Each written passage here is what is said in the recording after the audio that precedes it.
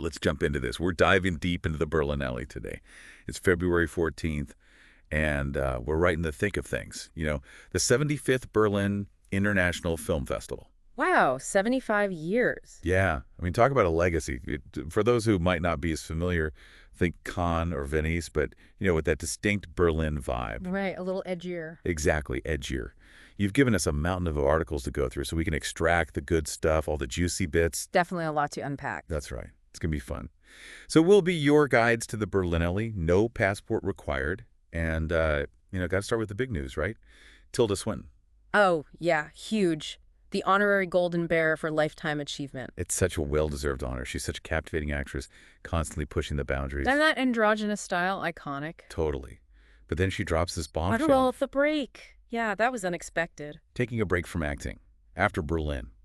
Back to Scotland she goes, for rest and personal projects. She was pretty candid about the reasons, too, you know?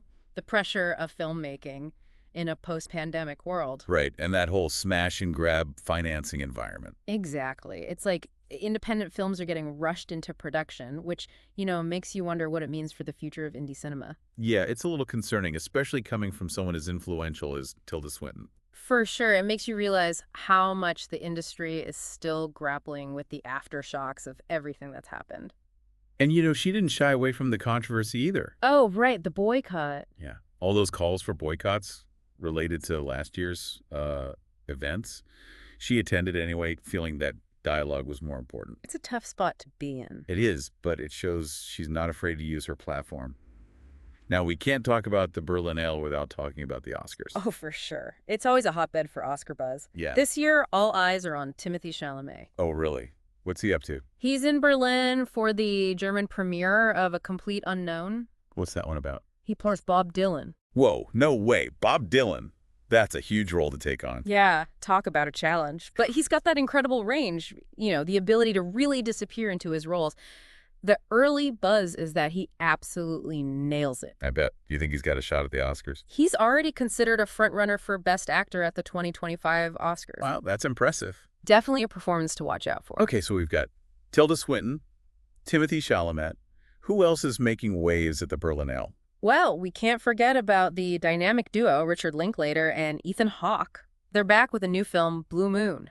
Oh, yeah. Those two always create something special. What have they come up with this time? So Blue Moon is a real-time film, get this, set in 1943 on the opening night of Rodgers and Hammerstein's Oklahoma. Wow, opening night. Okay, so what's the story? What's the focus? It focuses on the composer, Richard Rodgers, and his former lyricist, Lorenz Hart.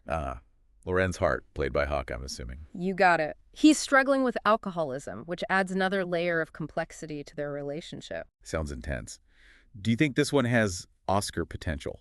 Well, the Academy does love those true stories about American entertainment icons. True, very true. Blue Moon could definitely be a contender for 2026, Oh, especially if it lives up to the hype. So it's not just about awards buzz at the Berlinale, right? definitely not. It's about discovering those films that push the boundaries, challenge conventions, and offer unique perspectives. Exactly. And speaking of pushing boundaries, Bong Joon Ho, the director of Parasite, is back with a new sci-fi film, Mickey 17. Oh, yeah. And it stars Robert Pattinson. Talk about a mind-bending premise. What's it about? It's about a man, played by Pattinson, who keeps dying and getting cloned during a space mission. Ooh, that sounds wild. Yeah, things go wrong naturally, and it leads to a whole lot of chaos and existential questions. I can only imagine. Knowing Bong Joon Ho's work, I'm sure it's going to be visually stunning and thought-provoking. Absolutely. And the cast is incredible. Not just Pattinson. We're talking Toni Collette, Naomi Ackie, Stephen Yeun, Mark Ruffalo. The list goes on. Wow. It's like a who's who of Hollywood. It really is. You know, one thing that's really stood out to me about this year's Berlinale is the focus on motherhood. Motherhood, huh? In what way? Well, there are a few films that are exploring the darker, more complicated aspects of motherhood, you know, not just the sentimental stuff. I see, like going beneath the surface. Exactly. If I had legs, I'd kick you is a good example. It stars Rose Byrne as a therapist who's completely overwhelmed by the demands of motherhood. Oh, wow. I could relate to that. Right.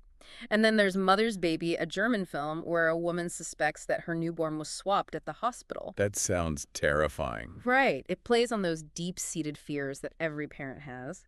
And then there's Hot Milk, which is based on a Booker Prize-nominated novel. Oh, wow. So it's got some serious literary cred. Yeah. It follows a really tense mother-daughter relationship as they search for a cure for the mother's illness. Okay, so three very different films, but all exploring motherhood in a more raw, honest way. Exactly. It's refreshing to see those stories being told, those stories that don't shy away from the complexities and challenges. Absolutely. Now, the Berlinale has always been known for showcasing politically charged films, right? Oh, definitely. And this Mhm. year is no exception. The opening film, The Light, tackles the refugee crisis in Germany. Wow, that's a very timely and important topic. It is, especially in Europe. Huh. And then there's The Blue Trail, which imagines a pretty dystopian future in Brazil where the elderly are forced into isolated communities. Oh, wow. That sounds intense. It is. It really makes you think about aging and societal values and how we treat our most vulnerable population. Yeah, definitely thought-provoking. Anything else on the political front? There's Dreams, starring Jessica Chastain. Ooh, Jessica Chastain, I love her. What's that one about? It's a romance between a socialite and an undocumented immigrant, and it uses that relationship to explore the political and social divides in the United States. That sounds really interesting. Yeah, it's getting a lot of buzz. It seems like the Berlinale is really holding a mirror up to the world this year, forcing us to confront those uncomfortable realities. Absolutely. It's not all doom and gloom, though, right? There's got to be some lighter fare in the mix. Of course. The festival is also embracing the increasingly blurred lines between film and television. Okay, so like TV shows premiering at a film festival. You got it.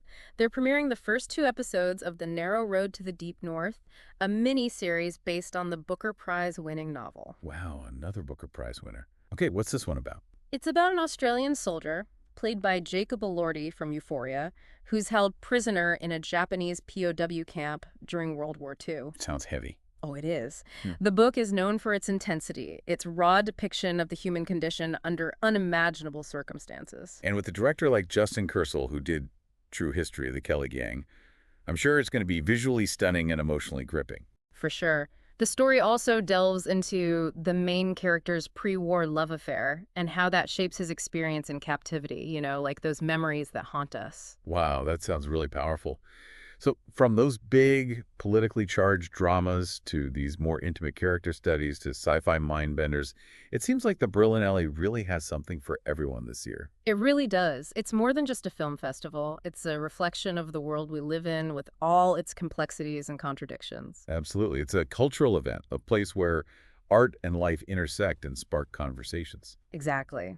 So as we continue our deep dive into the heart of the Berlinale, what are you most excited to explore further? There's so much to unpack here. Back again for more Berlinale. It's been quite a ride so far, wouldn't you say? Absolutely. We've talked about those big names, the Oscar contenders, the thought-provoking dramas, but I'm always curious about those hidden gems, the ones that don't always make headlines, but offer a different perspective, a glimpse into another world. Oh, for sure. Those are often the most rewarding discoveries, right?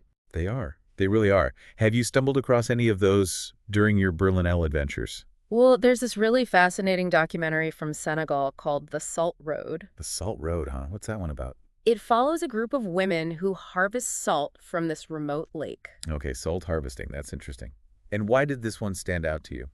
Well, on the surface, it might seem like a simple story, but it really delves into the challenges these women face. Everything from economic hardship to the impact of climate change. Wow, so it's like a microcosm of these larger global issues. Exactly. It's a reminder that, these issues we talk about in abstract terms have real, tangible effects on people's lives all over the world. That's what I love about documentaries, their ability to transport us to these different places, connect us with people we might never otherwise meet. Right. It broadens our understanding of the world, reminds us that there are so many stories out there waiting to be told. Now, of course, we can't talk about a film festival without talking about the glamour, right? The red carpet, the fashion. Oh, absolutely. The fashion is always a highlight, especially at a festival as prestigious as the Berlinale. It is. Have there been any standout fashion moments so far? Well, Tilda Swinton never disappoints. She arrived at the opening ceremony in this sleek black suit with a dramatic cape, so elegant and edgy at the same time. Classic Tilda. Always pushing the boundaries of fashion. Exactly. And Jessica Chastain, she turned heads in this vibrant red gown at the premiere of Dreams. Red, huh? Bold choice. It was. You know, it kind of reflects what we're seeing throughout this year's Berlinale. How so? This boldness, this willingness to take risks, both in the filmmaking and the fashion choices. I see what you mean. It's like there's this energy, this excitement in the air, a sense that anything is possible. Totally. It's contagious. Right. But, you know, it's not just about what's happening on screen or on the red carpet. Right. What about those behind-the-scenes conversations, the ones shaping the future of cinema? Well, one of the big topics this year is the evolving relationship between film and technology. Technology, it's always changing the game. It is. And the Berlinale is really showcasing that, you know, they've got virtual reality experiences, interactive installations. It's like blurring the lines between cinema and gaming. That's fascinating. It makes you wonder what the future holds for storytelling, right? Exactly. I mean, imagine stepping into a film, experiencing it firsthand. That would be incredible. Right. The possibilities are endless. There's also a lot of discussion about the challenges facing the industry. What kind of challenges? Well, you know, the dominance of streaming services, the need for greater diversity and inclusion, the impact of global events. It's a lot to navigate. Yeah, it's a complex landscape for sure. But it seems like the Berlinale is trying to address those challenges head-on, providing a platform for diverse voices, showcasing innovative filmmaking. They are, and I think that's what makes the Berlinale so special. You know, it's not just about celebrating film, it's about engaging with the world through the lens of cinema. It's about those conversations, those connections, those moments of shared humanity that transcend borders and languages. Beautifully said. It's about reminding us that film has the power to change the world one story at a time. And we're back. It's our final deep dive into the Berlinale, and I'm feeling a little nostalgic already. I know what you mean. It's been such a whirlwind of films and conversations. It really has. You know, as we wrap things up, I keep thinking about the strong female presence at this year's festival, both on screen and behind the scenes. Absolutely. It's been incredible to see so many talented women making their mark, you know, telling their stories, pushing boundaries. Yes, it's not just about representation. It's about the quality and depth of the work, like Rose Byrne's performance in If I Had Legs, I'd Kick You. Absolutely blew me away. Oh, me too. She was so raw and vulnerable. You could really feel the weight of everything her character was going through. Exactly. And then you have Jessica Chastain in Dreams, tackling this complex social and political landscape with such grace and intelligence. Yeah, she's a force to be reckoned with. And it's not just about those big-name stars either. We're seeing so many female directors, writers, producers really shaping the cinematic landscape. That's what's so exciting, seeing those diverse perspectives coming to the forefront. Absolutely. And, you know, it's not just about the women themselves. We're also seeing a shift in the way stories are being told, particularly those about motherhood. You're right. Like Mother's Baby and Hot Milk, those films really dug deep into the psychological and emotional complexities of motherhood. No sugarcoating. They didn't shy away from the messy parts, the challenges, the sacrifices. It felt very honest and relatable. Exactly. It's like a much-needed reality check. Mhm. You know, a reminder that motherhood is not always picture perfect. For sure. This film's really stayed with me. Me too. Me too. You know, another thing that's been impossible to ignore is the political undercurrent running through so many of the films. Oh, yeah, it's been very prominent this year. From The Light, which tackled the refugee crisis head-on, to The Blue Trail, with its dystopian vision of the future, it feels like filmmakers are really grappling with these big, often uncomfortable issues. They are, and it's not just about making a statement. It's about provoking thought, sparking debate, you know, encouraging audiences to engage with these complex issues. And maybe even inspire some action. Exactly. Like Dreams, for example. It uses this intimate love story to explore these larger systemic issues like immigration, social justice, and political polarization. Yeah, it's a film that really gets under your skin, makes you think about the world around you in a new way. And then you have Bong Joon Ho's Mickey 17. It's like he took all our anxieties about the future, technology, humanity, and threw them into this wild sci-fi blender. I know, it's crazy. It's like a fever dream. Right, but it's also incredibly thought-provoking. You know, it makes you question what it means to be human in this age of rapid technological advancement. Absolutely. And speaking of technology, we can't forget about all those VR experiences and interactive installations. I know, it's like the lines between film and other art forms are blurring, becoming more immersive. It's so exciting to see how these new technologies are being used to tell stories in fresh and innovative ways. It makes you wonder what's next. It does. It feels like we're on the cusp of a new era of storytelling, and the Berlinale is right there on the front lines. It is. It's a festival that's not afraid to experiment, to take risks, to push boundaries. And I think that's what makes it so special, so relevant, so vital. Absolutely. It's more than just a film festival. It's a cultural event that captures the pulse of our times. It really does. It's been an incredible journey, hasn't it? Exploring all these different films, different perspectives, different worlds. It has, and it's left me feeling so inspired, energized, and, I don't know, maybe a little bit overwhelmed by the sheer volume of cinematic brilliance on display. I know that feeling. But, it's a good kind of overwhelm. It is. It is. Yeah. So as we wrap up our deep dive, what's the one thing you hope our listener will take away from this conversation? I hope they'll be inspired to seek out these films, to dive into those stories, to engage with these important conversations that are happening both on screen and off.